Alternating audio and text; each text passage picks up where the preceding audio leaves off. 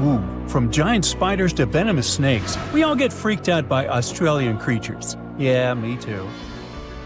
But newly discovered fossils show that things were way more dangerous 120 million years ago, when this land was completely ruled by massive razor-clawed megaraptors. Yeah, I'm glad I wasn't around then. These dinosaurs were about 26 feet long and walked on two legs, just like the famous T-Rex. They were fast, fierce hunters, with a superpower: their hug. Yep, their massive, muscular forearms had huge curved claws, perfect for grabbing and holding onto prey. Uh-oh. They would wrap their arms around their poor victims, just like a hug, and trap them with no chance of escape. And even though their teeth were quite small, they were still sharp enough to rip through flesh. The first time we heard about megaraptors was in the late 90s, when a paleontologist discovered their fossils in the region of Patagonia, Argentina. Since then, no one has ever found a complete skeleton, only fragments. But probably the most important one yet was uncovered in Australia at the beginning of this year. Researchers were exploring Victoria's stunning coastline when they stumbled upon megaraptor fossils. First, they spotted bones from its lower legs and a few vertebrae washed up on the beach. Even though they were working with just a couple of fragments, a deeper analysis confirmed that these belonged to a megaraptor. And not just any megaraptor, it was the oldest one ever discovered. This discovery gets even more exciting because it adds weight to the theory that these dinosaurs might have originated in Australia. But we already knew that they roamed the land down under since early 2023, when researchers found the top of a megaraptor skull in the country. So let's rewind a bit. We first found their remains in Argentina, right? Right. But then, years later, researchers found fossils of the same family of dinosaurs on the other side of the world, in Australia. If the ones in Oceania were older, how did these creatures end up in South America? Of course, they didn't fly there. They didn't cross continents by swimming either, although there is a theory that they could swim. Remember, we're talking about the dinosaur era, which happened millions of years ago. And back then, Australia and Argentina were actually pretty close. Basically, they were one. Both lands were part of the supercontinent known as Gondwana, and they were connected through Antarctica. Wait, but wasn't this path freezing? I mean, yeah, these dinos had to pass through Antarctica to get to their destination, but they weren't freezing their tails off. This all happened during the mid-Cretaceous period, when the weather was super warm. Back then, the poles were covered in plants, not ice. So let's just say they took full advantage of the good weather to make the crossing. Now, about 180 million years ago, Gondwana started to break apart. At some point, Australia drifted away from the supercontinent, cutting it off from other landmasses, including South America. That's why the same dinosaurs showed up in completely different parts of the world. Mystery solved. Now, let's get back to that recent discovery. The researchers didn't just find a few traces of megaraptors on the beach. In total, they uncovered 250 dinosaur bones at the site, but only 5 of them were really important. They belonged to 3 different species of dinosaurs that, as it turns out, all lived in Victoria at the same time. So yeah, we've already talked about those first 2 bones. They were from the megaraptor. Next, we have a shin bone from a Onenlagiine. That's my best shot at pronouncing it. It's a dino also known as the southern raptor. This is a type of dromaeosaur with a long snout. And the last 2 shin bones of different sizes came from a Carcharodontosaurus, whose name means shark-toothed lizard. This one is a particularly big deal for 2 reasons. Number 1, it's the first evidence that this species lived in Australia. And number 2, it was small, and that is pretty surprising since we've always thought of this species as being massive. Fossils found in Argentina, for example, show this dinosaur reached a length of about 36 feet. But the one in Australia was much smaller, measuring only around 6 to 10 feet long. And that's still plenty big. Basically, what we're saying is that the way predators were ranked in these 2 parts of the world was completely different. In South America, Carcharodontosaurs grew to massive T-Rex-sized giants, towering over megaraptors and dominating the landscape. But in Australia, it was the complete opposite. There, huge, powerful mega-raptorids roamed the land alongside smaller carcharodontosaurs. So the predator dynamic was different. And all of this just shows how unique the ecosystem in Victoria was back then. Although isolated dinosaur bones have been found in Western and South Australia, most of the fossils come from the eastern part of the country, like Queensland. And there, researchers dug up something really, really rare – a well-preserved dinosaur skull. The study shows that this bone belonged to the fourth discovered specimen of Titanosaur. This group includes those massive long-necked dinosaurs. They look like the Brachiosaurus, but some of them were even bigger, reaching 120 feet long. The skull, discovered in 2018, belongs to this guy, whose pronunciation is above my pay grade, and the research points out that it roamed the Earth around 98 million years ago. Thanks to this find, scientists were able to recreate for the very first time what its face might have looked like. Probably after checking out the illustration, they thought, hey, it looks a lot like its cousin. They were talking about another species of Titanosaur, this other unpronounceable guy.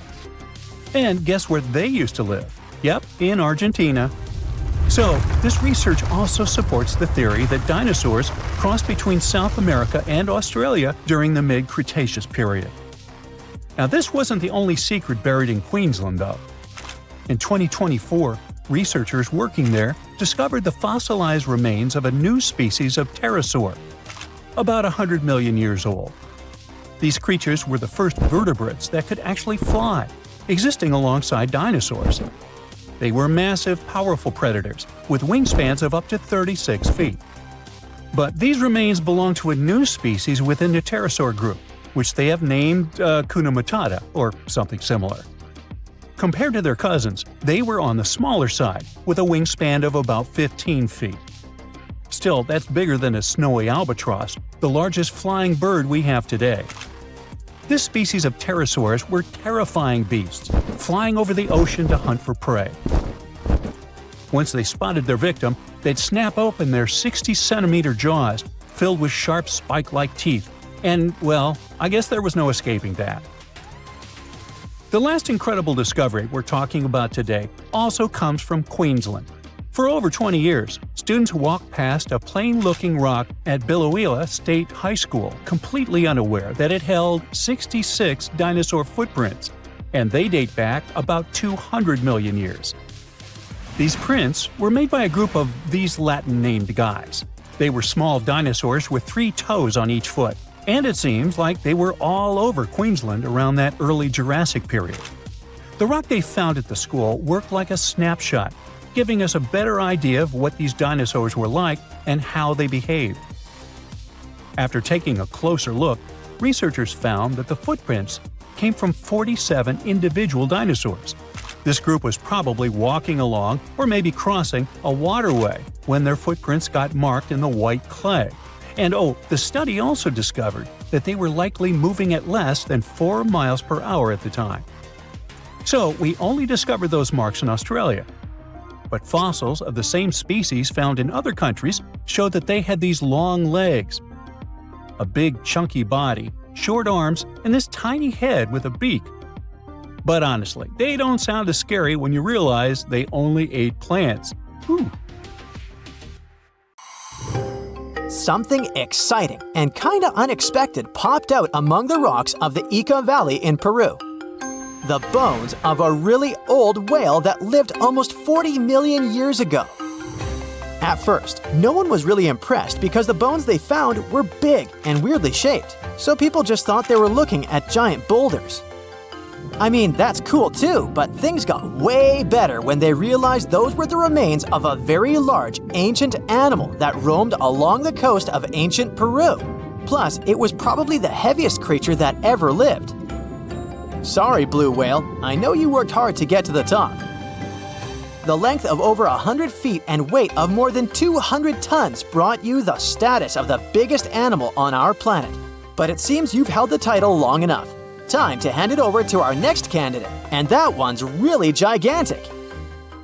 This ocean beast was probably shorter than the blue whale, but heavier, with a weight that could be between 93 tons and 370 tons. If it's closer to the higher number, it'll make PREHISTORIC the biggest animal ever known to have lived on Earth. And it seems its weight was the result of having extremely thick, dense bones. You can see such bones today in manatees or some other early whales.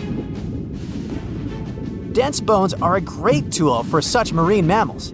This feature makes them heavy and allows them to stay submerged most of the time. But at the same time, if their body was too heavy, they would end up sinking all the time, and they would waste too much energy to move back up to the surface. So, to avoid sinking, marine mammals need to have enough lighter tissues, like muscles and fat, to help them float in the water without using too much energy. Now, scientists didn't have the whole skeleton, which makes it hard to tell how big the animal was. But they used the ratio of the heavy bones to the lighter tissues in other marine mammals to estimate the overall weight of this giant ancient whale. Experts found these fossils about 13 years ago and spent the next decade freeing the whale from the rock. Its anatomy and age showed this whale was a cousin of Basilosaurus, a whale that had a long snout full of sharp teeth, and a sleek body similar to that of an eel. Even if PREHISTORIC wasn't bigger than the blue whale, it was still a giant that ruled the ocean depths.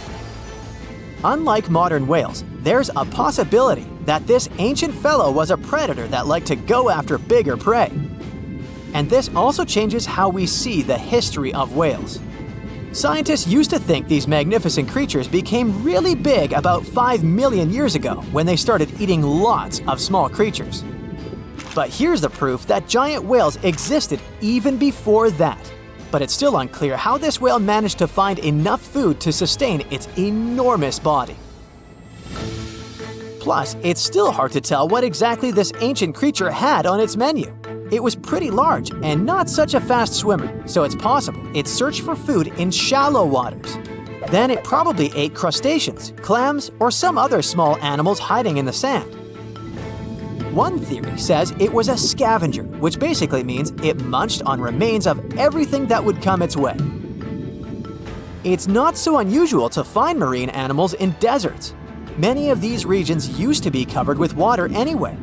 The Sahara in Africa is a perfect example. About 50 to 100 million years ago, this was not a dry desert, but a shallow saltwater body called the Trans-Saharan Seaway.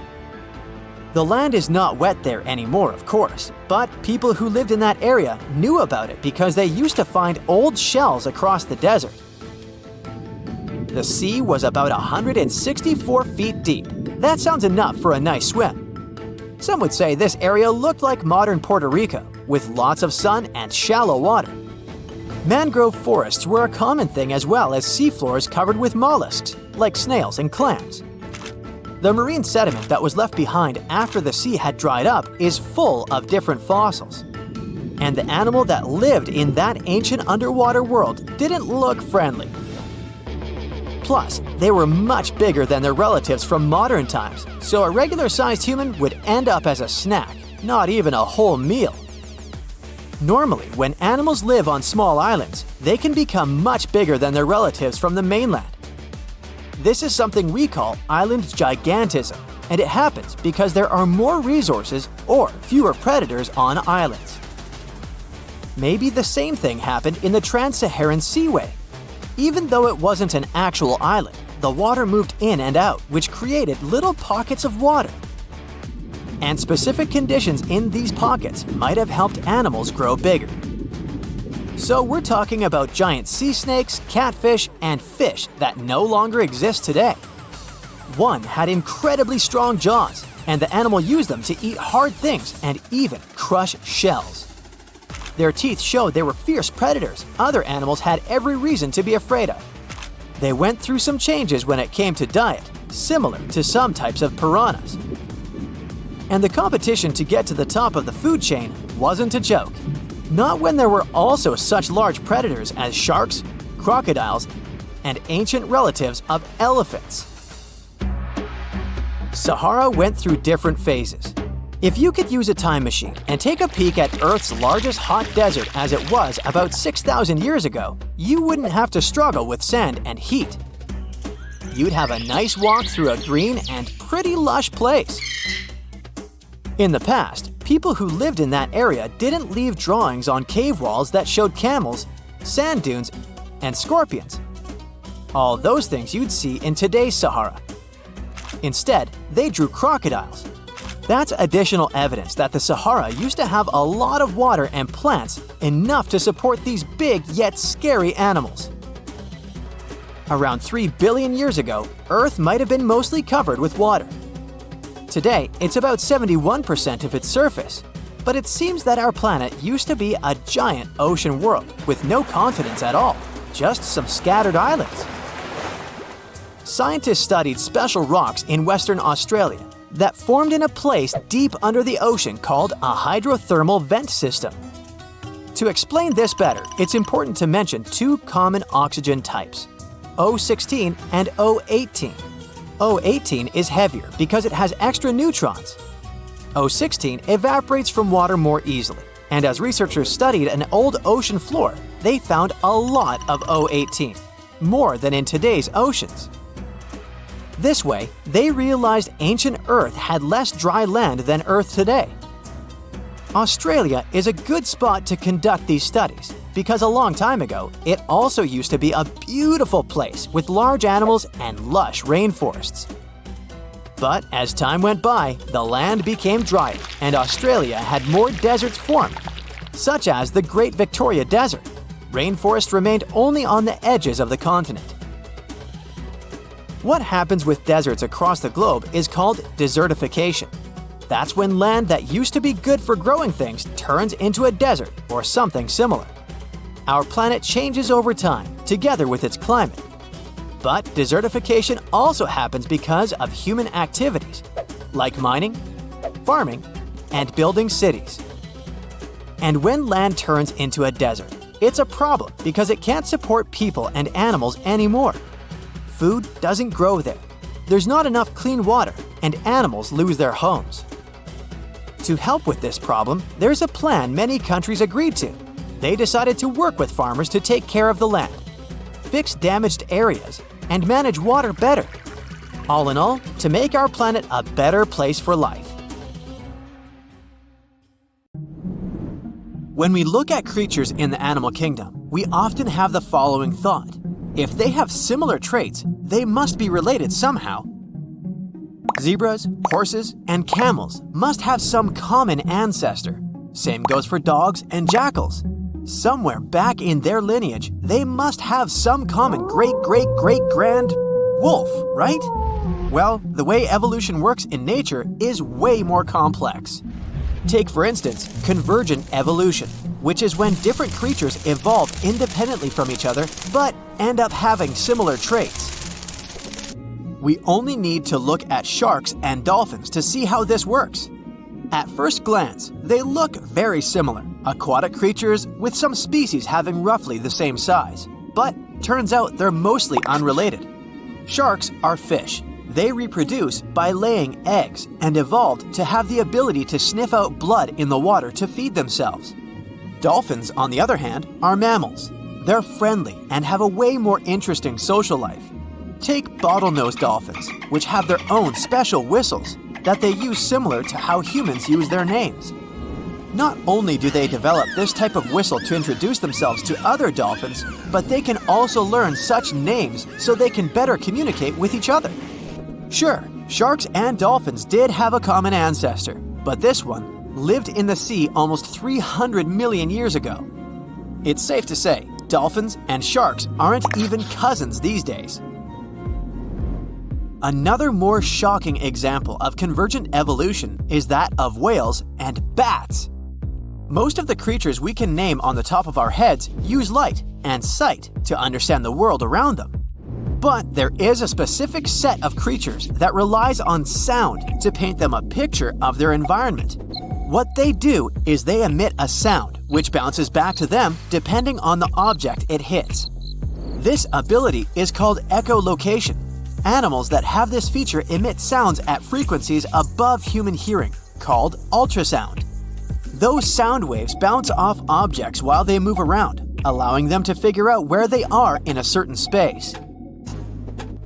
Echolocation is mostly used by toothed whales and by some species of bats. What's similar in both of these animals is that they need to hunt in the darkness. Despite this, they echolocate in very different ways. Bats, for instance, use their throats to generate ultrasound from their mouth or nose. Then, they proceed to listen for changes in the echoes.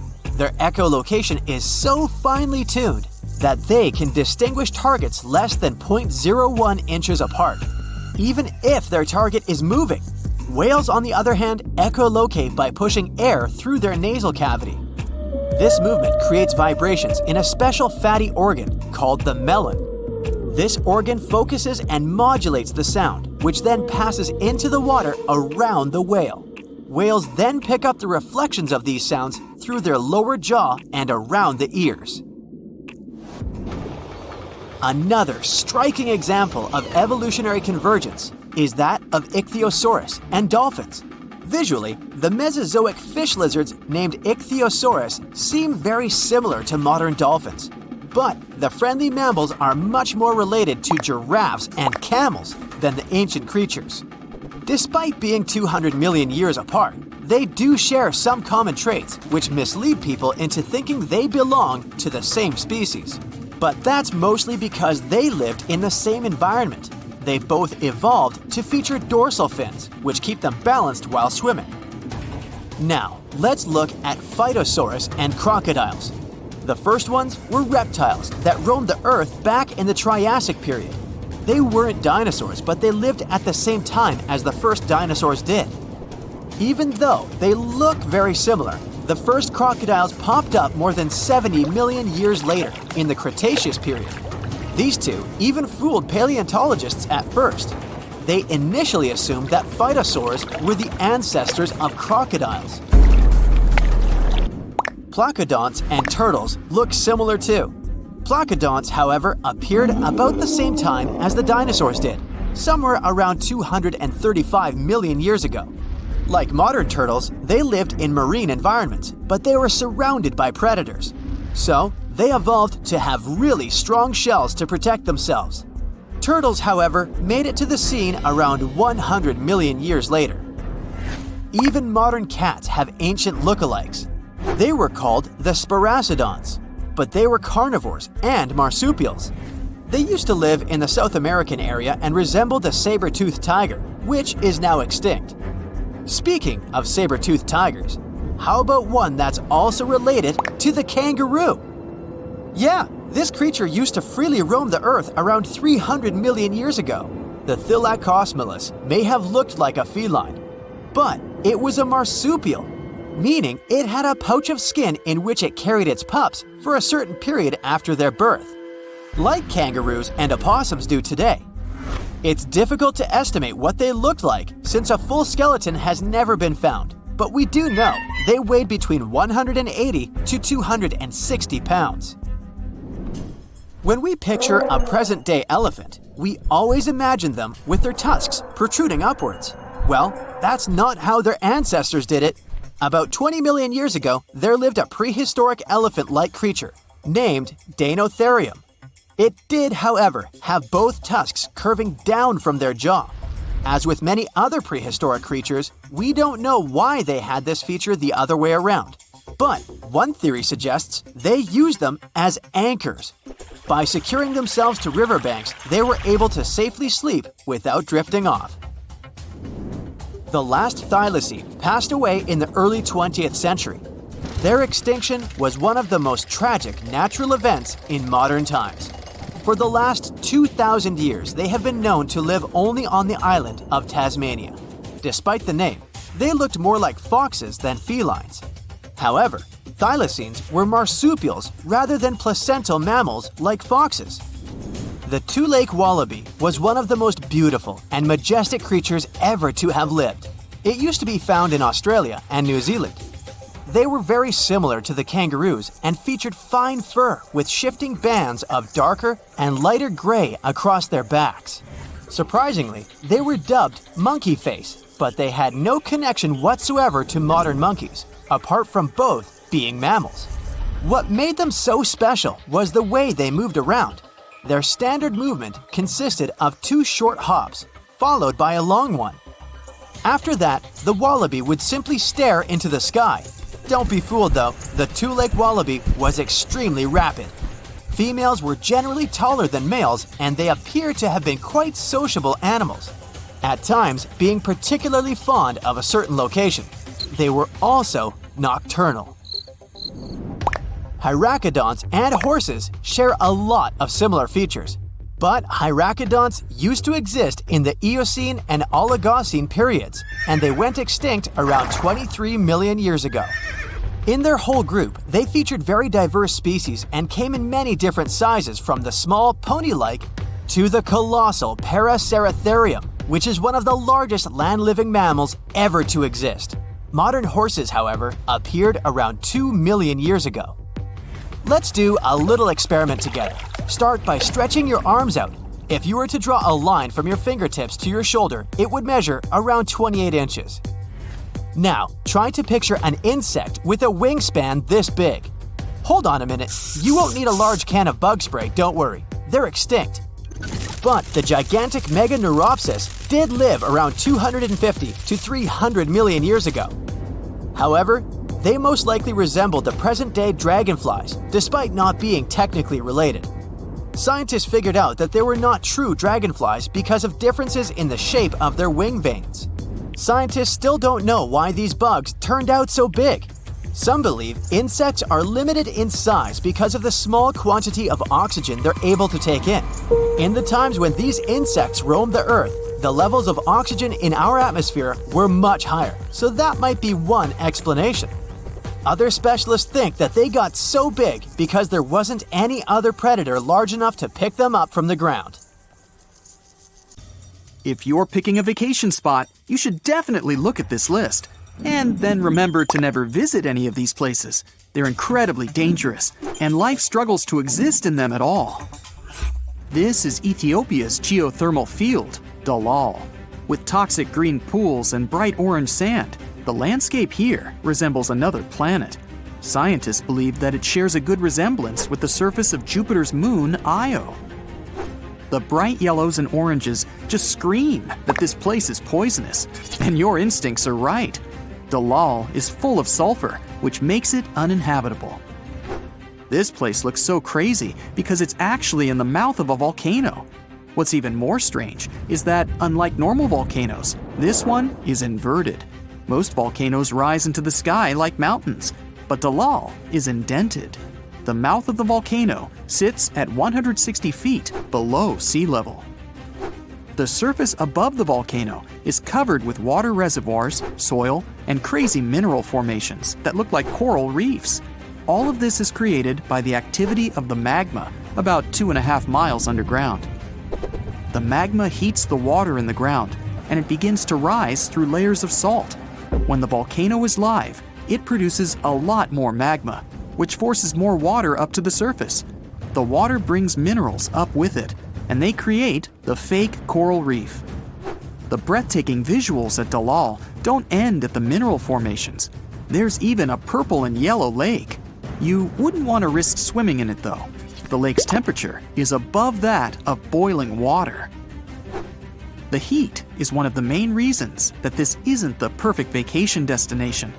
Dalal's average temperature is higher than anywhere else on Earth, at about 94 degrees Fahrenheit. By comparison, the average temperature across the United States is about 54 degrees. This part of the world barely ever experiences rain, so it's one of the driest places on the planet as well.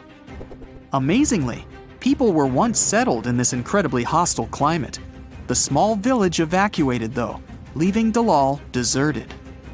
Dalal has the highest average temperature on Earth, but there is a place with a higher recorded peak temperature. Death Valley, California, was recorded to reach 134 degrees Fahrenheit at one point. That's so hot that you couldn't even fry an egg on the rocks there. It would just burn within a few seconds. Unlike Dalal, it isn't always this unhospitable. It can be comfortable for humans from November to February, and it has even seen rain and snow. The temperature might not even be far from what you have at home.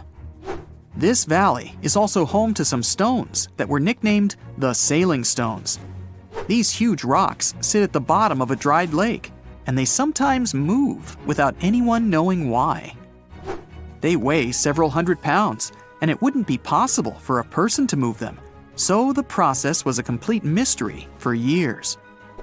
After a while, scientists noticed that the stones moved infrequently, maybe only once every 3 or 4 years. They only move a couple of dozen feet, too. Using this information, they eventually realized that the rocks were actually being moved whenever it got icy. On the coldest nights, at the bottom of the dried-up lake, a thin layer of ice began to form. Then the wind would begin to move the rocks slowly, at a speed of 6 to 16 feet per minute along the bottom of the lake. The stones could only go so small a distance because it was icy so infrequently. We travel from the hottest place on the planet to the coldest, Vostok Station, Antarctica. The lowest temperature ever on Earth was recorded here, at negative 128 degrees Fahrenheit. That's 18 times colder than your refrigerator. It isn't just freezing though. The station is located at an altitude of 11,500 feet. At this elevation, there's much less oxygen, which can cause dizziness and breathing problems. The people who work here have to experience the polar night. This means that they spend 120 days a year in total darkness. All of these extreme conditions combine to make it one of the most dangerous places on Earth. There is another place called Death Valley in Russia. It isn't dangerous because of high temperatures or dryness. Instead, it gained its reputation because of some scary, mystical events. Some people traveling through the Russian wilderness stumbled upon strange structures that looked a bit like giant, half-buried cauldrons. The travelers used them as shelter from the elements, and some disappeared without a trace. When people returned to the same area, they fell ill. Nobody understood what the cauldrons were or what was happening, so they began to gain a supernatural reputation. The valley has been subject to a number of investigations in which researchers try to solve the mystery of the area. They went on exploratory expeditions and even got a better view of the situation from the air. On one of these expeditions, a pilot discovered a new cauldron. When he landed and found it, though, he found that it was actually just the opening to a small cave. The modern understanding is that all of the cauldrons were really just strange rock formations and entrances to caves. The tired and confused travelers were just bewildered by their unusual appearance. The illnesses and disappearances were likely a result of the dangerous gases released in local geothermal activity. In reality, the travelers were probably camping out in an area with an accumulation of CO2 or other poisonous gases. Most of these places have been so dangerous that they make it difficult for even the hardiest bacteria to survive. But some places are so dangerous because of the creatures that live there. Snake Island is thriving and filled with life, but it's just as inhospitable to people as the other places on this list. It sits 21 miles off the coast of Brazil and hosts some of the world's most venomous snakes. Some people claimed that there could be as many as 500,000 snakes in total. That turns out to be an exaggeration, though. In reality, there are likely only about 4,000 venomous snakes. The movement of the Earth trapped them on the island many years ago. Initially, there was a strip of land connecting the island to the mainland, but over time, changing sea levels and land movements cut them off. The snakes and a few other animals were left to live on the island in isolation. It isn't just that you shouldn't visit this island, you're actually banned from setting foot on it unless you have a special pass for researching the island's wildlife.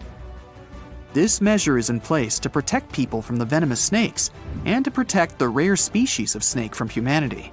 The only man-made object on the island is a lighthouse designed to help ships avoid the island. When it was built and automated, humans left the island forever. Other dangerous places have been created by humanity itself. One of the craziest is North Yungas Road in Bolivia. This is a 43-mile stretch of road that winds through the mountains. The narrow trail is cut into the cliff side with a sheer drop on one side. If you looked out your window, you would see a 2,000-foot drop into a seemingly never-ending chasm. It's described as a cycle path, but you can often see huge trucks traveling along this road.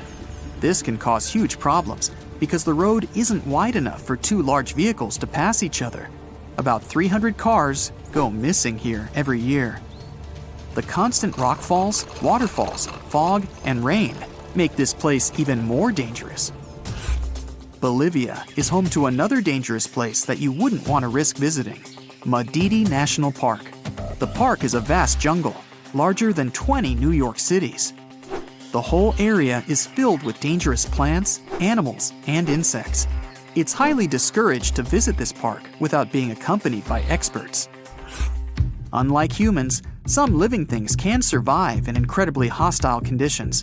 The gateway to the underworld in Turkmenistan would be completely impossible to visit for any human being. The terrifying crater was made when a gas field collapsed in on itself. This freed all of the dangerous gases, so scientists decided to set it alight to prevent it from poisoning the surrounding area. The fire was lit 50 years ago, and it still burns today. The temperature at the bottom of the crater is extremely high, but some bacteria have found a way to survive, even here. These bacteria are entirely unique to this one small area, and they live entirely engulfed in flames. Similarly, life can also exist at extremely low temperatures. Scientists drilled a borehole 12,000 feet deep into the ice of Antarctica. On these excavated pieces of ice, they found an unknown bacterium. We don't have any idea how it could survive such extreme temperatures. What's more, bacteria can exist even in space. Scientists found bacteria on the outer surface of the International Space Station. It spent 3 years there at extremely low temperatures and intense solar radiation, and still, it survived. Humanity has been looking to the stars, searching for secrets that outer space is hiding. But deep underground, within the soil of our own planet, there are literal troves of fantastic things just waiting to be discovered. How can you talk about excavations and not mention Egypt? In 2019, archaeologists uncovered a tomb of a high official in South Sahara who lived about 4,400 years ago. His name was Kui, and the hieroglyphs on the walls of the tomb recited his many titles, one of which was the sole friend of the pharaoh of the time. The discovery could have been pretty usual for Egypt, if not for the tomb's interior. The walls, the ceiling, and even parts of the floor were covered in hieroglyphs, pictures, and intricate patterns. But what surprised the scientists the most was how well preserved the colors of those images were. Despite the cracks and chips on the walls and the ceiling, they were still bright and vivid, almost as if they had been painted recently. In Israel, a whole city was discovered by archaeologists in 2019. It dated back 5,000 years to the early Bronze Age and was home to about 6,000 people. Millions of tools, fragments of pottery items, and stone vessels were found at the site. Scientists say the city was so huge, it could be called the New York of the period. The megalopolis was carefully planned, with dozens of streets, alleyways, and public and residential areas. Archaeologists state that the citizens used to live and trade not only with different regions, but also with various cultures and kingdoms. Bar Hill is an Iron Age settlement in eastern England, and archaeologists suddenly stumbled upon a very unusual thing there. As they were scouting the area, they looked inside one particular ditch and found thousands of frog bones. Later calculations showed more than 8,000 bones belonged to frogs and toads. There were no signs of damage. The bones lay in heaps and piles. Scientists have no idea what could have drawn so many frogs and toads to a single place. It's known that local people of the time ate frogs, so the settlement's inhabitants could have brought them there. Other versions state that the frogs could have come for the large amounts of insects feeding on the crops, or they may have been looking for a body of water and got trapped in the ditch. As for now, the frog mystery remains unsolved. Not so much mysterious as amusing. A nearly 1,800-year-old insult was found carved in stone, not far from Hadrian's Wall in England. an ancient Roman fort just south of the wall had a lot of writing tablets, but this particular one was especially curious because of its contents. The stone mentioned some Secundinus and said a pretty nasty thing about him. In fact, this is the first stone graffiti ever found that indicates Romans did have quarrels amongst themselves. A rancher in Wyoming, not far from the town of Newcastle, was going about his ranching business when he suddenly stumbled upon a weird bone sticking out from the soil. As he carefully dug it out, he realized the bone belonged to a huge creature. It was larger than a bear. But even so, there were no bears in the area. The rancher called scientists to figure out what it was all about. When they excavated the parts, they ended up with 3 skeletons of dinosaurs, Triceratops to be precise. Researchers were astounded by the discovery for 2 reasons. First, the skeletons were surprisingly complete. They were limb bones, skull parts, feet, and parts of tails. Second, Triceratops had been considered loners because all the previously found skeletons were found alone. In this case, there were 3 of them. One seemed to be a youth, while the 2 others were probably its parents. Judging by the tooth marks on the bones of the largest of the 3, a T-Rex attacked the family, and they couldn't escape from the huge predator. The catacombs of Paris are yet to be fully charted, and strange things keep coming up down there. One of them was found in August of 2004. The local police were having a routine training exercise in the caverns not far from the Eiffel Tower when they unexpectedly came upon a large cave transformed into a fully equipped movie theater. The chamber had an arena where the viewers would sit, a full-sized screen, a projector, and many movies to watch. Interestingly, they were all regular ones, featuring 50s noir films and more recent pictures. There was also a second, smaller cavern adjacent to the first one, which was used as a restaurant. Someone installed an electricity system and at least 3 phone lines in the underground cinema. But the most sinister thing happened when the officers returned to the site 3 days later to further investigate the matter. They found that all the power cables and phone lines had been cut, and a mysterious handwritten note was lying in the middle of the floor, saying, "Do not try to find us." Nobody still knows who built that underground movie theater and why.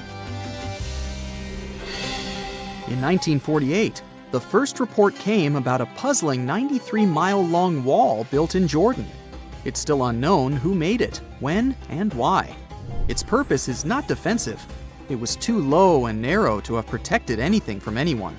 It lies in ruins today, of course, but when it was still quite new, most of it was about 3 feet tall and 1.5 feet wide. The most popular theory explains that the strange wall might have served as a farmland boundary. Researchers found traces of ancient agricultural lands to the west of the wall. The boundary might have protected those from hungry goats emerging from the east with nomadic tribes. While we're still in Jordan, there's one more mystery here: stone circles that date back 2,000 years. They're pretty big, with a diameter of about 1,300 feet or more. So far, scientists have discovered 11 of these big circles. Yes, that's their official name. Still, they're just a couple of feet high, making them even more puzzling. Originally, researchers believed they were huge corrals for animals, but there are no openings between the stones the circles are made from to let people or cattle in or out. Currently, no one knows who built these ancient structures or why. Archaeologists in Glasgow excavated a 5,000-year-old stone slab in 2016 and then buried it again. The slab is called the Cockno stone and has been known to the locals since the 19th century. The stone is large and flat, measuring 43 by 26 feet, and has swirling decorations that had been found at many other prehistoric sites across the globe. The stone was first fully excavated in 1887, but within the following decades, it was covered in graffiti by unknown people. So, to avoid further damage, a group of archaeologists buried it in the ground again in 1965. And then, in 2016, another group of researchers unearthed the Cockno stone again to record the artwork using modern photography and surveying techniques. You've heard all about Stonehenge, but what about the Superhenge? In 2015, archaeologists couldn't believe their eyes when they discovered a whole number of stone monoliths just a couple of miles away from Stonehenge. They had once stood upright, but about 4,500 years ago, the wind and erosion of the ground must have pushed them over, which is why nobody had discovered them earlier. Their purpose remains unknown, but scientists have a few theories. It could have been a giant Neolithic monument, or it could have formed a C-shaped arena leading down to the Avon River nearby. The springs and a valley completed the picture, so the superhenge might have served as some sort of a decoration or even as part of a larger structure combined with the Stonehenge not far away. So, we all know that Mother Nature is wise. If she blesses some creature with a particular body part, it should make perfect sense, right? Well, yeah, but still, some wildlife shots make you wonder if evolution has gone the wrong way. Snakes' natural design allows them to swallow a whole mouse. But in some cases, this cool ability can turn against them. Yes, snakes can actually swallow themselves. Scientists believe that they mostly do this because of stress, captivity, temperature regulation, hunger, or illness. The snake is pretty helpless in this situation, you can tell. If it doesn't get help in time, digestive juices may begin to corrode the swallowed tail. So if you ever catch your pet snake doing this, try to stop it, or take it to the vet. Okay, but what about the fangs, I hear you ask? Does a venomous snake have immunity to its own venom? Well, if the snake digests it, it will be okay. It's because protein is a primary component in venom. And besides, the venom is excreted by the gland in the snake's mouth. So no matter whom the snake bites, chances are that it's going to drink a bit. So the only way a snake can actually suffer from its own venom is by biting itself straight into the blood vessel. In this case, it'll experience the same reaction as any other animal. Now, think you're having a bad hair day? Hey, check this guy out. Chris was an Australian merino ram who became a celebrity in 2015 after being discovered in the wild. Farmers shorn him and gained nearly 90 pounds of wool. When the animal was found, he carried over 5 years' worth of fleece on his body. But Chris belonged to the domestic sheep breed that needs to be shorn regularly. Otherwise, the animal is at great risk of injury and infection. So the lives of these cuties depend directly on going to the hairdresser. Shall we talk about horns? Cattle, goats, and many other species proudly wear this fancy headdress not only for fashion, but also as a weapon for brutal battles. If you ask this bighorn sheep ram directly how old he is, you'll probably hear something like, "Bah." But if you want to get a more precise answer, you can count the number of rings on his horns. The biggest and the darkest ring usually marks the 4th birthday, when the ram matures enough for mating. Although animal horns may look very tough, in fact, most of them are made of keratin. It's the same protein that builds human hair and nails. Horns never stop growing as the animal ages, just like our own hair.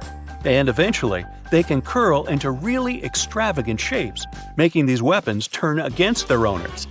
This is what a Wiltshire sheep horn looks like when it's young. But as the years go by, the horns typically curl in front of its face.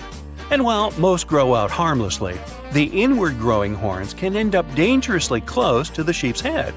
Like this ram who's having bad luck, to say the least.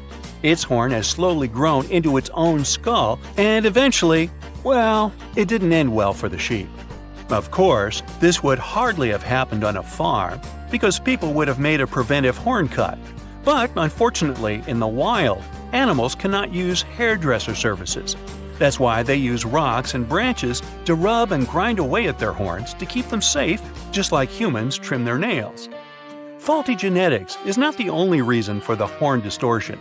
You see, when males of the species want to fight for dominance, they begin to butt heads to show each other who's the alpha male here. These battles can break horn plates, making them grow at weird and dangerous angles. The fancier the original shape of the horns is, the more problems their fracture may cause. This poor African kudu is a bright example. Fortunately, in some cases, unlimited body part growth can be good for the animal. Just take a look at these adorable smiles. If you happen to break off your own molar tooth, your dentist would probably say it's irreversible and offer a replacement. But if an alpaca breaks its front teeth, all it has to do is wait a bit. Although these animals don't have upper teeth, their lower teeth constantly grow throughout their lifetime, and they might look pretty creepy when they get too long. That's why some farmers prefer trimming them from time to time, just like pet owners cut the nails of their cats or dogs. Now, llamas look so similar to alpacas that many people confuse these two species. But the significant difference between them is that llamas' front teeth are encased in enamel. That's why, unlike alpacas, they don't possess the superpower of limited growth. Too bad. Unlike the keratin horns, deer antlers are made entirely of bone. Typically, only male deers, called stags, grow antlers. Very rarely, females can grow them too due to a serious hormone imbalance. This is a deer equivalent of a beard on a human female that sometimes can appear due to various diseases. Adult deers grow and shed their antlers annually, which coincides with the breeding season. At first, their antlers are covered in velvet, a protective skin with blood vessels. But once the antler is fully developed, the deer gets rid of the velvet, just like snakes shed their skin. Although this process doesn't harm the deer, it may look pretty spooky. Once the brand new antlers are ready, stags begin to fight with other males over the ladies' attention. Usually stags barely eat or sleep during this competition. And if you ever question whether the antlers of two deers can get locked together, the answer is yes. Every stag is risking ending up stuck with his own rival instead of having a romantic night out with a female deer. Bummer. Moreover, all the traumas that the deer gets during the mating season can influence further antler growth if specific nerves get damaged. Just like horns, antlers can develop at distorted angles because of genetic failures. Some mutations can even make them grow monstrously large. This unlucky deer can barely move his head without losing balance. Also, if a deer breaks one of its legs, its body can speed up the healing by sacrificing the bone and blood material from one of the antlers, and thus this antler will get thinner and weaker. And speaking of facial extensions, we cannot skip the tusks. Please meet Babirusa from Indonesia. This ancient boar first emerged over 35,000 years ago. It's easy to confuse these big tusks with horns, but they are actually upper canines. They tend to pierce through the skin of the boar's face as it matures. Scientists believe that these intimidating tusks have evolved as a tool to protect eyes and throat while fighting with other males during mating season. But this design doesn't seem very thoughtful. If a male boar doesn't grind his tusks regularly, they can end up curling back into his own skull, which can blind him or even worse. Now, what if I told you that hooves can grow out of control just like horns and antlers? It took evolution millions of years to turn the middle toe of the animal's foot bone into the hoof. And just like toenails, they tend to grow and curl into creepy shapes if they aren't cut regularly. When donkeys or horses don't have a chance to wear down their hooves naturally by walking on hard surfaces, they tend to overgrow. This makes the animals walk on the balls of their feet and overstretch the tendons, which may result in pain and bone loss. And eventually, they can lose the ability to walk at all. So if you ever come across a horse with curly hooves, consider calling the experts to give it an emergency manicure. Perhaps one of the most obvious questions regarding the undersea world is, can a fish drown in the water? Yup, it can. Although gills are an amazing gift of nature, there are still many factors that may deprive a fish of healthy breathing. When the oxygen level in the water is too low, fish begin to suffocate. But it happens very rarely in the wild. Oxygen deficit usually appears in aquariums that are not washed and replenished often enough. Also, parasites, diseases, and an overall imbalance in water components can cause the fish to drown. And on that note, I need to hoof it on out of here. See you next time. A piece of whale rib has recently been found in a North Carolina mine. Not a big deal, some might think. Hey, why can't a whale be a miner, right? But this fragment offers scientists a unique glimpse at the interactions between prehistoric sharks and whales from around 3 to 4 million years ago. The thing is, 3 tooth marks embellish the rib. That means that the whale was once badly bitten by an animal with a super powerful jaw. Judging by the spacing between the tooth marks, and it reaches almost 2.5 inches. This animal could be a mega-toothed shark. I'm talking about the megalodon. Or it could be a different shark species which was around at that time. The curvature of the shark's jaw shows that the animal was relatively small, between 13 and 20 feet long. Yeah, small. As for the whale, it seems to be the ancestor of a great blue or humpback whale. Researchers are amazed. You don't usually expect to find evidence of animal interaction and behavior preserved in the fossil record. After examining the sample carefully, they concluded that the shark must have gone away with a mouthful, but the whale had survived because most of the fossil fragment is covered with what is known as woven bone. It quickly forms in response to localized infection. Such bone isn't particularly strong, and later the body remodels it into compact bone tissue. But it takes time. The presence of this bone means that the healing was incomplete and the whale passed away 2 to 6 weeks after the unfortunate encounter. On the other hand, its demise could have been unrelated to the infection and injury. Only a handful of fossils show such kinds of interactions between ancient animals. You can often find bite marks on fossils indicating where the animal passed away and its carcass was scavenged. But this fossil is one of a few examples that not only show a wound inflicted by another animal, but also demonstrate that the prey survived. All fossils are exciting for paleontologists. Yes, they need to get out more. But some might look terrifying to regular people. For example, look at this picture of tentacle arms and octagonal-shaped heads. When it first appeared in mass media, internet users claimed that it was some ancient organism that had come from space. Others thought the story was fake, but in fact, both the picture and the fossil are real. The fossil is known as a mortality plate, a fossilized representation of a mass extinction event of one or several species. The fossil actually contains more than a dozen specimens of a type of marine organism called a crinoid. Despite their looks, crinoids were not plants but marine animals. This particular species lived deep underwater on the seafloor. Crinoids were related to starfish, sea urchins, and brittle stars. These creatures could attach themselves to the seafloor with stalks made up of flexible porous discs connected by soft tissue. The stalks were hollow, and that's where the animal's nervous system was located. Crinoids absorbed oxygen through thin-walled tube feet. The creatures usually reached the length of more than 8 inches and had 5 arms lined with leathery-looking tentacle-like structures. They fed on plankton and sloughed off organic material. Now, even though these fossil finds seem to be super exciting, few creatures in the fossil record confuse scientists as much as the Tully monster. This curious sea creature sported a toothy, trunk-like snout and eyes splayed out on a rigid rod. But the most bizarre thing? It has been impossible to classify. Researchers have been considering a variety of organisms, for example, segmented worms, swimming slugs, and primitive eel-like creatures, since the monster was discovered in 1966. Recently, they have even tried to connect it to some species of jawless fish with a backbone-like structure. A team of scientists from Japan has used high-resolution laser scanners to examine the anatomy of Tully monster fossils in 3D. They concluded that the enigmatic fossil might be an invertebrate after all, and still, the true identity of the creature remains elusive. In the 1950s, amateur fossil hunter Francis Tully found a ghostly imprint of a torpedo-shaped organism with a huge tail fin in the Mizon Creek fossil beds in Illinois. Tully had never seen anything similar to the torpedo structure. He took his find to Chicago's Field Museum of Natural History. Paleontologists working there were baffled as well.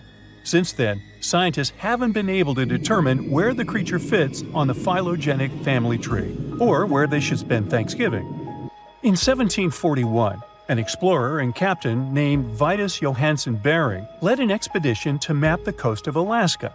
The ship he was on got shipwrecked on what later became known as Bering Island, and they got hungry. Half the crew survived thanks to the discovery of an extremely large sea cow. With the meat of these animals nourishing them, the sailors managed to build a small ship from the wreckage and return home. On their way back, a scientist who was among them spent his time documenting the animals and plants they had found. The sea cow was particularly interesting because without it, the crew wouldn't have survived. These animals were more than 26 feet long and weighed around 10 tons. All sea cows are member of the order Sirenia, marine mammals more closely related to elephants than cows. The scientists describe them as having black skin, a small head, and stubby forelimbs. Those sea cows floated on the water's surface, munching on kelp. After the information about these animals became widespread, sea otter fur trading expeditions made use of that convenient depot en route. Sea cows were docile and could be easily hunted. Long story short, within 27 years after the scientists mentioned those animals, they were driven to extinction. But it's not the saddest part. The fossil record reveals a much deeper and darker history. Fossils of sea cows have been discovered all over the world, from Japan to Mexico. It means that the animal once thrived in the vast kelp beds around the entire North Pacific Rim. That small population discovered by the expedition was probably the last remains of a once much larger and way healthier population. More likely, Aboriginal hunting had already reduced the numbers of these animals to near extinction levels, and the final blow came from Western hunters. The living close relatives of those ancient sea cows are rarely hunted today. Still, they're under threat of extinction themselves. To some, this amazing fossil might look a bit disturbing. Slaves' lentils are fossils that belong to animals called nummalites. They lived and thrived in a warm, shallow sea covering part of Egypt around 40 million years ago. The name nummalites hints at the fact that larger specimens resemble coins, and in Egyptian folklore, they're even referred to as angel's money. These creatures have a simple, single-celled structure, which contrasts with their super intricate skeleton. Look at this series of spiral overlapping whorls. Each whorl is divided into countless tiny chambers. Nummalites can grow to be 4 inches in diameter, and still, they are the fossils of single-celled animals related to amoeba. How and why did they grow to be so large? The reason could be their symbiotic relationships with other smaller organisms. In the case of modern species, such symbionts are tiny golden-brown single-celled algae called diatoms. The shells of nummalites are relatively transparent, and since they're flat, there's a large surface area for the light needed for the diatoms to photosynthesize. For some reasons, scientists are still debating about them. The presence of plant symbionts in animals dwelling in the sea encourages the growth of a calcareous skeleton in hosts. So, the gigantic size of the nummalites in Egypt could be due to their close relationship with symbiotic diatoms. Does that make sense? Fun fact: a species of nummalites evolve very fast, and their fossils change from one layer of sediments to the next. So, the limestone used for the pyramids of Giza are so packed with such fossils that it's known as nummulitic limestone. This limestone also contains 2 kinds of nummalites, the smaller slave's lentils and the larger angel's money. But those are not different species, but rather different stages in the life cycle of a single species. In July 1990, 4 Czech guys decided to go on an adventure to find the Mongolian death worm, a creature that might have inspired the monster you've seen in the movie Dune. They say it lives somewhere deep in the Gobi Desert. So they flew to Mongolia, hopped into an ATV, and hired some local guides to help them. All that to meet a creature that is up to 6 feet long, can spit acid that could melt anything, and is capable of shooting electricity at those it doesn't like. Legend says that these friendly guys spend most of their days hiding underneath the sandy dunes, but they'd like to come out during the wetter months of June and July. So the timing for a spotting was simply perfect. But the crew needed to figure out how to lure the creature. Sadly for them, no one knew what the giant worm liked to eat. So they built a thumper, which is a machine that made rhythmic pounding noises. They were hoping it would call the worm out of the ground. For 2 months, they searched the vast desert, crossing dunes and rocky plains, looking for any sign of the creature. But alas, it didn't really work out. Ivan McCurley, who was the leader of the 1990 expedition, came back to Gobi Desert again.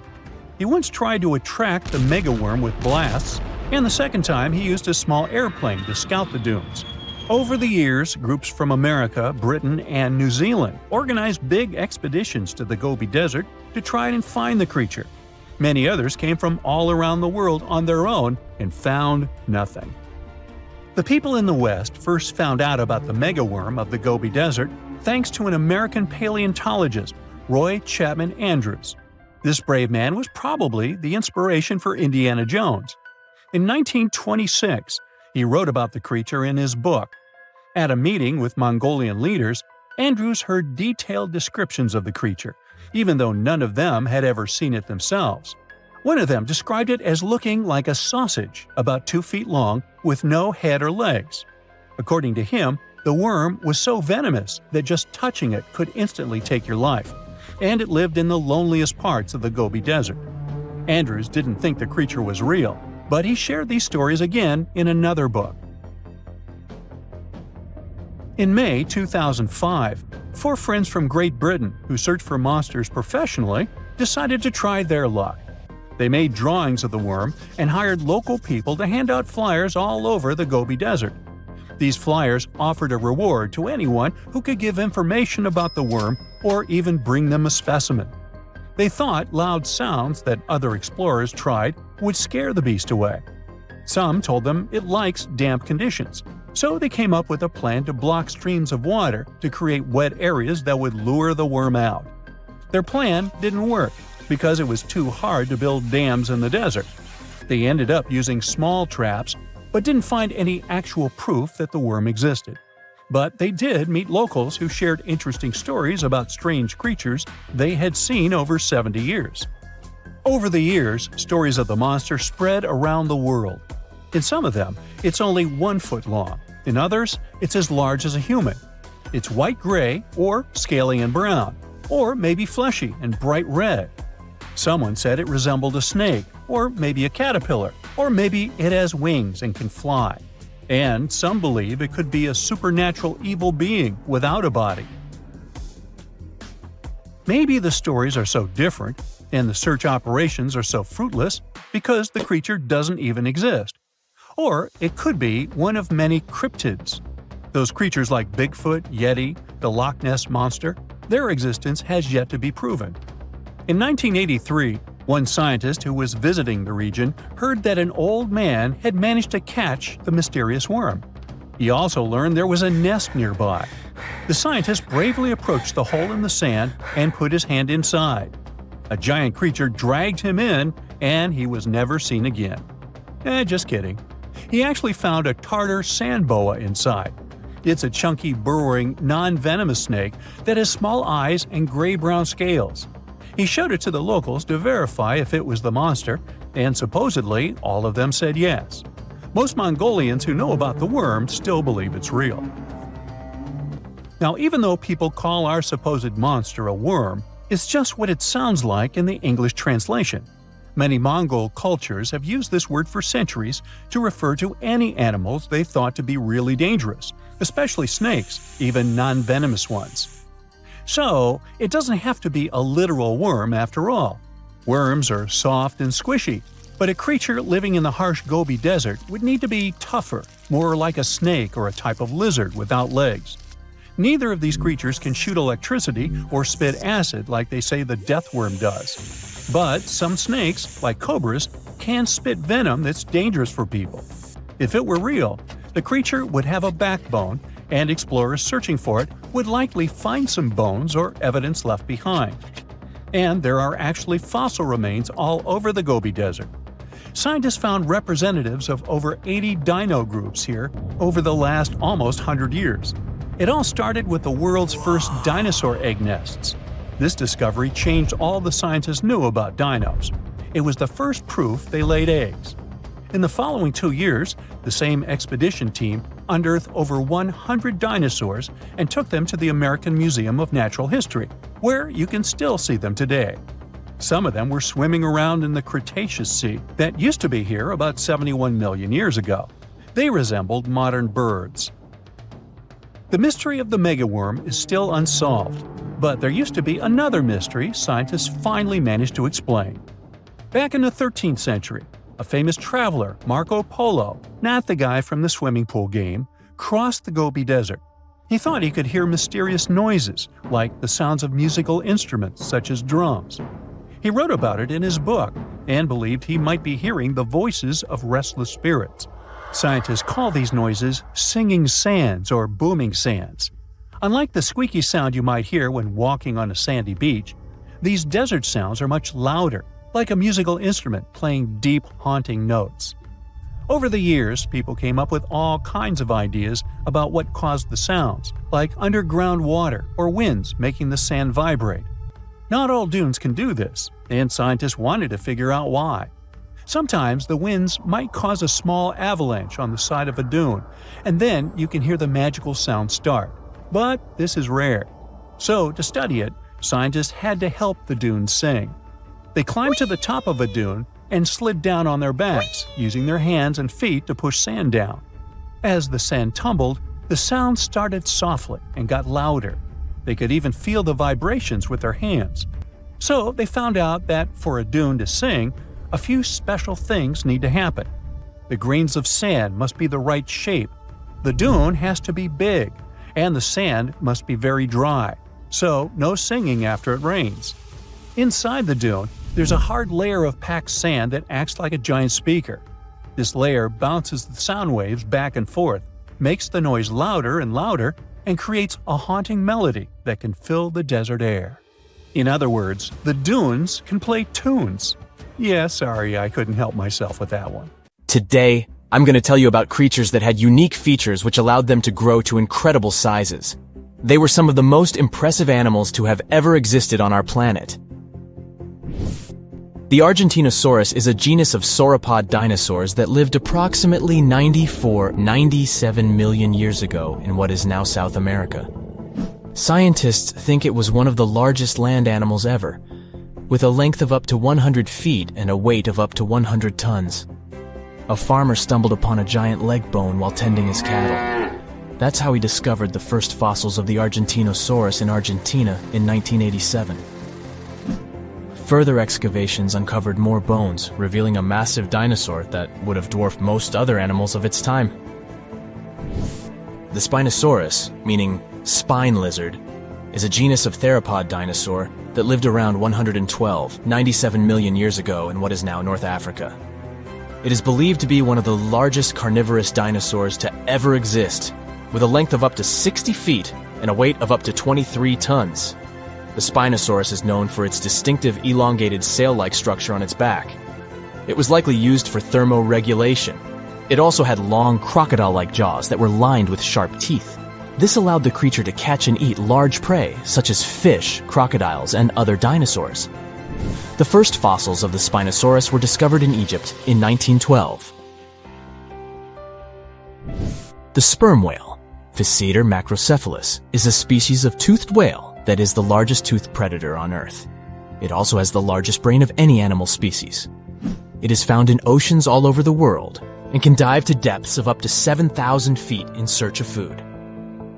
You can easily recognize sperm whales by their massive, block-shaped heads, which can measure up to 1/3 of their total body length. They have dark brown or grayish-blue skin and a distinctive wrinkled appearance. The Titanoboa is an extinct genus of a giant snake that lived approximately 58 million years ago. It is considered to be the largest known snake ever. It could grow up to 42 feet and weighed around 2,500 pounds. The first fossils of the Titanoboa were discovered in a coal mine in Colombia in 2004. This discovery meant a lot because it provided insights into the size and behavior of snakes during the Paleocene era, as well as the overall climate and ecosystem of the time. The blue whale, Balænoptera musculus, is the largest animal on Earth, measuring up to 100 feet in length and weighing as much as 200 tons. These marine mammals are found in oceans all over the world and can live up to 90 years. Blue whales have a long, streamlined body that is usually blue-gray in color with mottled patterns. They have a small dorsal fin and 2 pectoral fins that are about 1/3 the length of their body. Blue whales feed on tiny shrimp-like creatures called krill, and they eat a lot. A single adult blue whale can eat up to 8,000 pounds of krill in a day. The Leadsichthus is an extinct genus of large, bony fish that lived during the Jurassic period, approximately 155 million years ago. It is believed to be one of the largest fish that have ever lived. Some estimates suggest that it could grow up to 55 feet in length.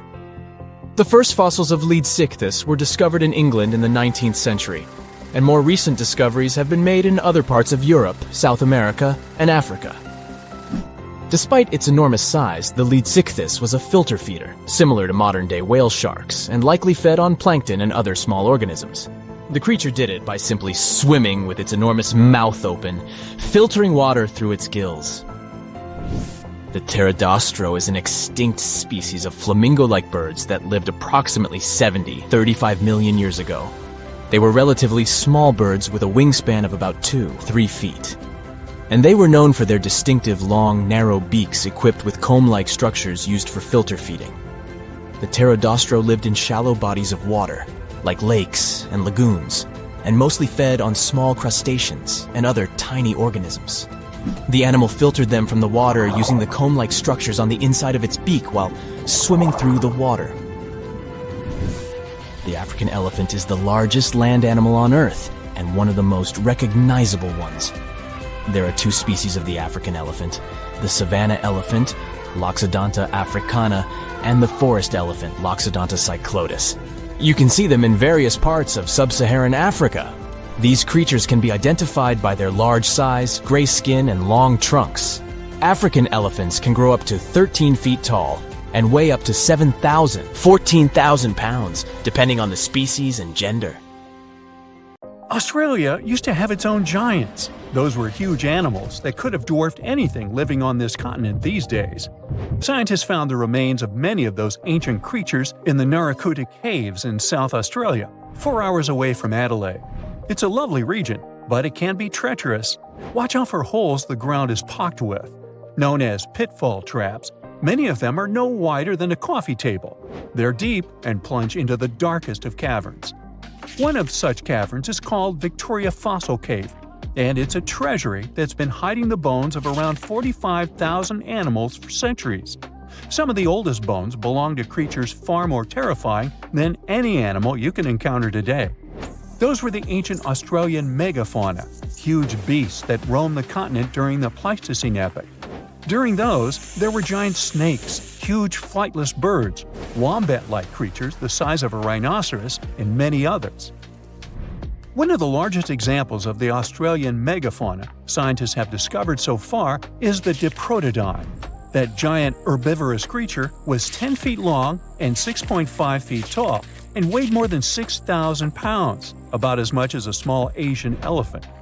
Even though this terrifying beast didn't eat meat, it could have smashed other animals with its sheer weight.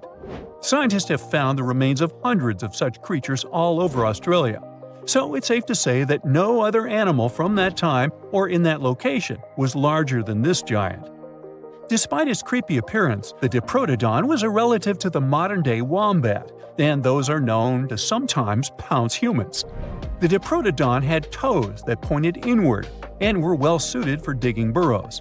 On the other hand, Diprotodon was a giant, and it was unlikely that it used to do so. It was likely a trait it had inherited from its smaller burrowing ancestors, or it could have used its claws to search for roots.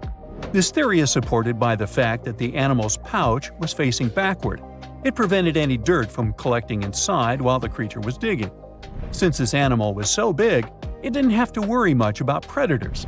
Up until 60,000 years ago, when the first humans appeared on the continent, full-grown Diprotodons only had to look out for creatures like the quincana. Measuring in at a whopping 20 feet long, the quincana was a land crocodile. It lived in Australia from around 20 million to 40,000 years ago. It disappeared along with most other mega-creatures of the last ice age.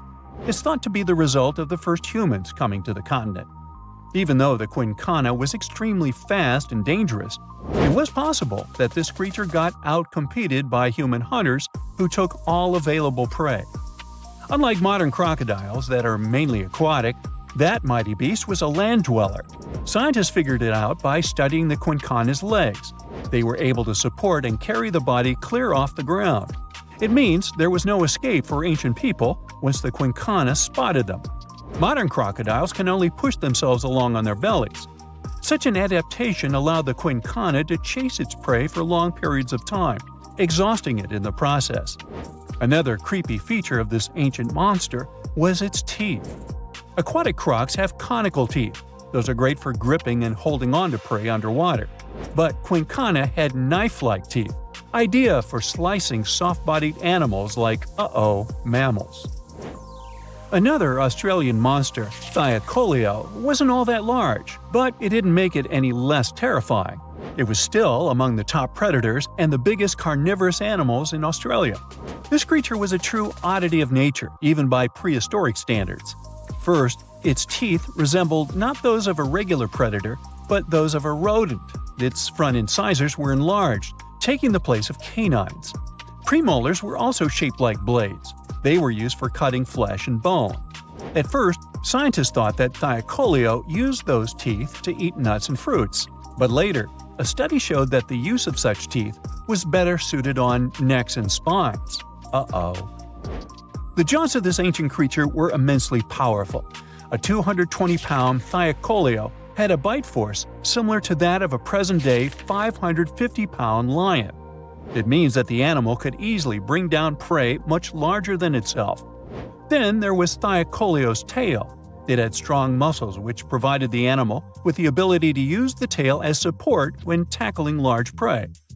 The Thaw had retractable claws, and this feature is very uncommon among marsupials. It allowed the animal to keep its razor-sharp hooks from getting blunt and could help it get a better grip on its prey. Scientists are quite sure that, like today's leopards, the Thaw could climb trees and jump on other animals from above. It was done so fast and stealthily they never knew what hit them. The creature's rear feet support this theory. The first toe there was reduced, but the foot had a rough pad like what modern-day possums have. It allowed them to have a better grip while climbing. Right after scientists found the first skull of the Meliolania, this animal was classified as a lizard. That's why its name translates to small groomer. But after they discovered more complete fossils, it turned out that the Meliolania was a giant turtle. But that's not all. It was one of the largest land turtles to ever have existed. The main reason researchers initially believed the creature to be a lizard was the fact that its skull was adorned with a series of spikes. It's something the modern-day horned lizard can boast. But even after discovering the true nature of the Meliolania, scientists still don't know how to properly catalog it. It might have been a creature that folded its neck under its spine, or it could have folded it to the side. Beside those defensive mechanisms on its head, the Meliolania was also equipped with a spiked tail, which was probably used to prevent predators from attacking the animal from behind. Most species of the Meliolania disappeared around 2,000 to 3,000 years ago because of humans who hunted them to extinction in both Australia and on the surrounding islands. It took around 2 centuries for these turtles to go extinct in that region of the globe. The Megalania was a giant Australian lizard that existed at the end of the Pleistocene epoch. It looked like a Komodo dragon and the Australian monitor lizard, which are both believed to be Megalania's closest living relatives. Fossils tell us that the ancient animal was anywhere from 15 to 26 feet in length. Ow! The youngest fossil remains of this ancient Australian monitor lizard date back to about 50,000 years ago. The first indigenous settlers must have encountered Megalania, which led to the lizard's extinction. Originally, scientists thought that the Megalania was the only member of the genus Megalania, but these days it belongs to the genus Varanus, which means that the prehistoric creature is closely related to other Australian monitor lizards. Our next giant creature on the list was once dubbed an ostrich on steroids. I mean, look at it. It was the last of the thunderbirds to go extinct in Australia. The Genurus lived on the continent at the same time as early humans. They might have coexisted for 15,000 years or so before the huge bird eventually disappeared. This theory has some proof. The bird's fossils found along with human artifacts. Some cave paintings also depict flightless birds similar to the Genurus in size and shape. Although it wasn't the largest bird in Australia, the goose-like creature was still as tall as a grown-up man and weighed around 550 pounds. Even a modern-day ostrich can be dangerous if it feels threatened. Imagine meeting its giant prehistoric relative. Scientists are still arguing about its diet. Many believe the creature was an herbivore, but there's still a chance that the Genyornis was a partial scavenger. Its small, stubby wings and powerful hoof-like legs hint that the bird could have been a plant eater. But its huge beak and exceptionally deep lower jaw evoke suspicion. Such features are highly unusual in birds.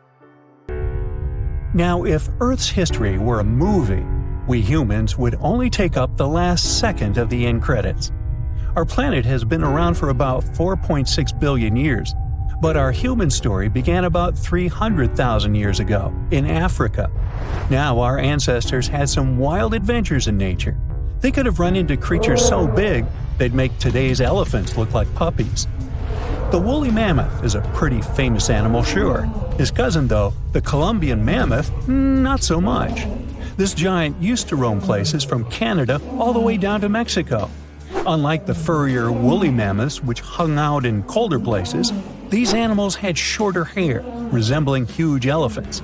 They also had incredibly large tusks, like 12 feet worth of spiraling, sturdy tusks. And they weren't just for show, they came in handy when facing predators. That includes our ancestors. If you think about sloths these days, you're picturing these adorably slow creatures. They couldn't possibly be in your list of most dangerous animals. Well, their grandparents might have. For starters, we call them ground sloths, and they vary a lot in size.